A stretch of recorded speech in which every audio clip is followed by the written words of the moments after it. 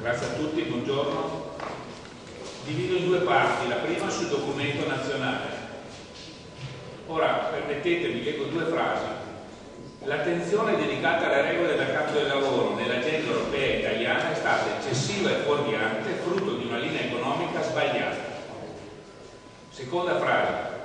Senza una ridefinizione realistica e collegiale dei percorsi fissati nell'area euro per ridurre il debito pubblico, lo sviluppo rimane un miraggio.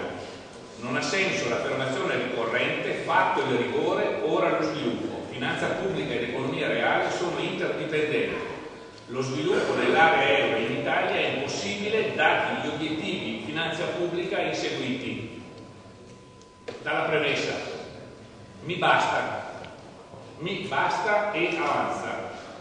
Nel senso che, avendo letto questo documento preparatorio alla conferenza di Napoli, io finalmente respiro che non sento più farneticazioni che io considero tali in casa nostra, per cui era possibile risanare il paese inseguendo, anzi precedendo, la linea del rigore delle burocrazie europee.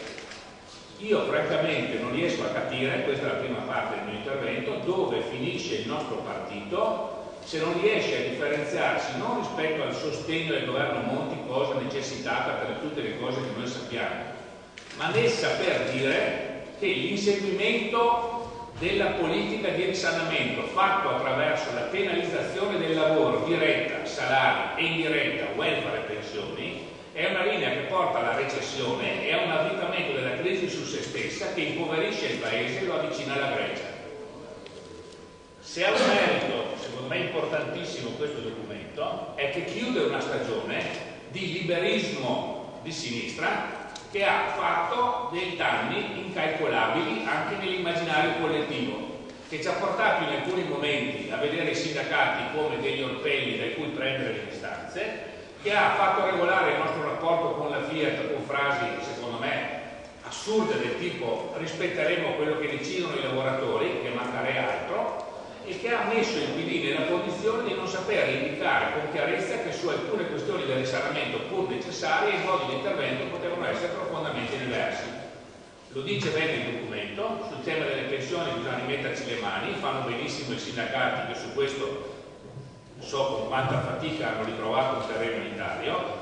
Sul tema del mercato del lavoro, dopo che abbiamo fatto un pregevole intervento sull'articolo 18, attenzione che ripassa dentro la prima parte quanto di peggio era possibile immaginarsi, al punto tale uno come me che pensava che l'intervento sull'articolo 18 era una emerita cazzata che non c'entra niente con lo sviluppo, frutto di una visione che è contestata da 20 anni da tutti gli economisti perché non c'è nessuna relazione tra la flessibilità e l'occupazione, rischia a far dire a me demomelindrio del vecchio testo perché ripristinano alcune coperture sulla questione della precarietà che sono veramente vergognose e rischiano di gettare generazioni intere nella condizione di estrema povertà in prospettiva.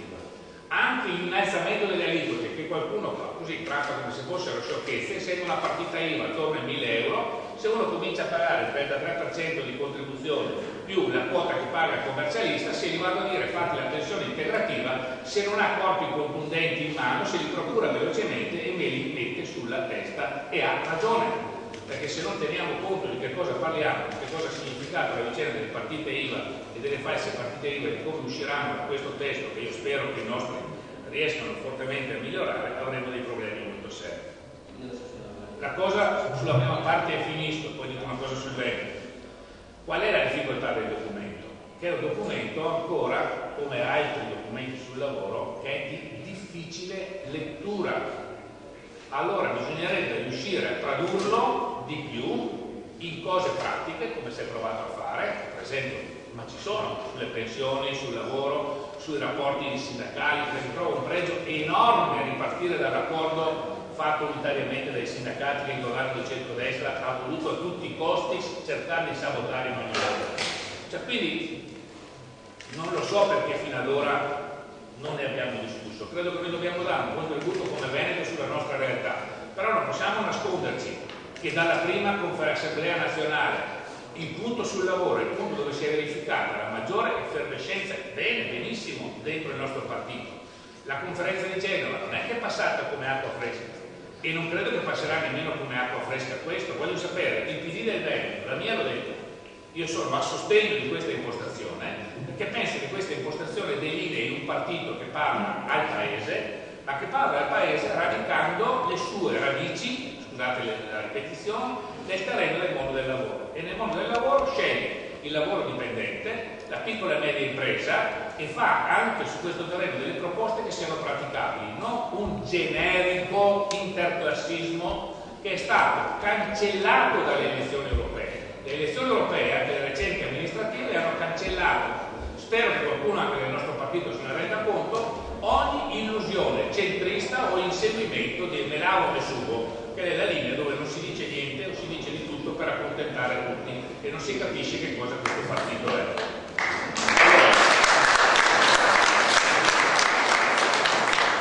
Non devo far presto perché Nicola mi ha già minacciato. Passo al Veneto. Il Veneto, anche qua, molte cose sono state dette. Noi come gruppo regionale stiamo ragionando su questi temi. Abbiamo fatto una discussione anche con il partito, abbiamo preso alcune decisioni che adesso dovremo mettere in pratica. Però vogliamo dirci una cosa.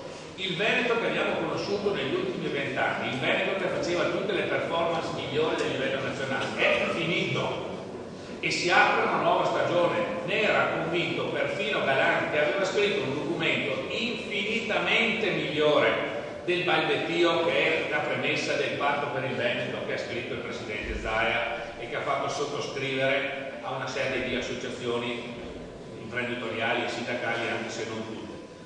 Allora, a mio parere, qua serve un surplus di politica e una nuova visione.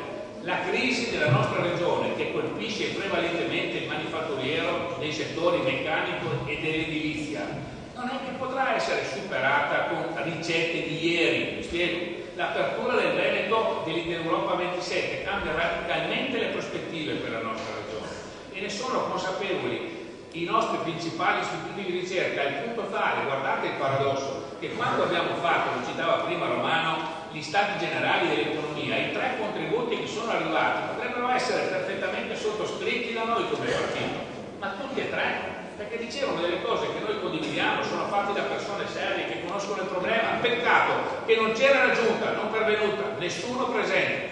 Sapete dove era il presidente Zaia? A fare la riunione di gruppo con la Lega Nord. E poi è intervenuto durante la pausa pranzo, una tavola rotonda, dicendo una serie infinita di luoghi comuni, non avendo sentito nessuna delle 3 relazioni che hanno condotto. E poi ha scritto il patto per il Veneto, che non tiene minimamente conto di cosa hanno fatto gli stati generali dell'economia, che non conosce che cosa ha fatto il Consiglio generale e che quindi porta nei confronti del Consiglio un vulnus gravissimo che noi abbiamo messo in evidenza. E come ha detto lui in testa sua, c'è ancora il decreto, faremo il decreto, ignora che la regione non può fare decreti e che dallo statuto le abbiamo tolta questa velleità presidenzialista con la quale lui si immaginava di essere nominato monarca del Veneto.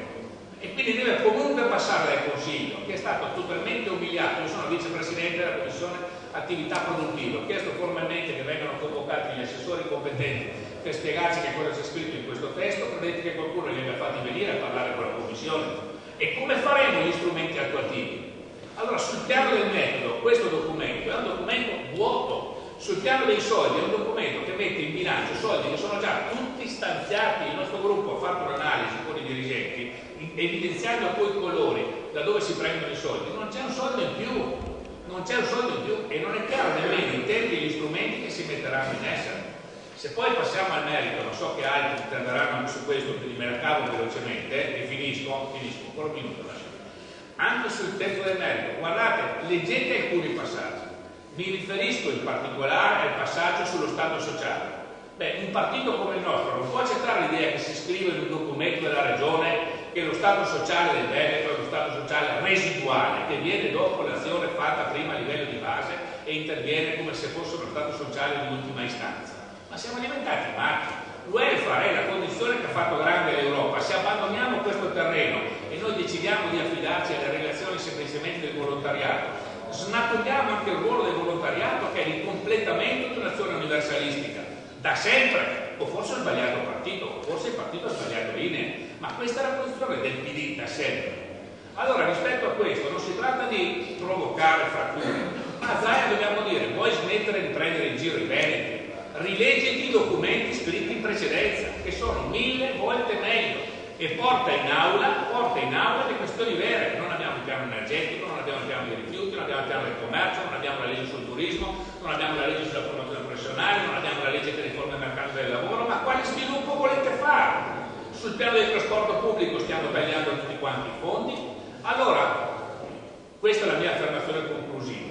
Il PD del Veneto, similmente al PD nazionale, deve invocare una linea in cui si caratterizza per una politica economica alternativa a quella vigente, che descrive la crisi come la crisi di una famiglia, in cui risparmiare significa mettere a posto i conti. Risparmiare in economia significa deprimere la produzione ed avvitarsi nella recessione. Poi deve indicare quali sono le scelte fondamentali, tra queste ci mette il lavoro, il welfare e la formazione, e deve dire chi rappresenta. In Veneto i numeri li guardavo prima per essere sicuro di non ricordare male, ma c'era mano che mi corregge: 1.670.000 dipendenti. Dei 460.000 autonomi, 2/3 sono senza dipendenti. Vuol dire che sono 2 milioni di esseri umani che vivono del loro lavoro e si domandano se noi del Partito Democratico abbiamo qualcosa da dire a loro e non a quei 100.000 che hanno da 2 a 400 dipendenti, che sembrano essere in qualche caso i nostri unici interlocutori, che ci fanno un sacco di complimenti, ma cazzo se ci danno un voto quando è il momento di arrivare alle elezioni. Allora io dico su questo: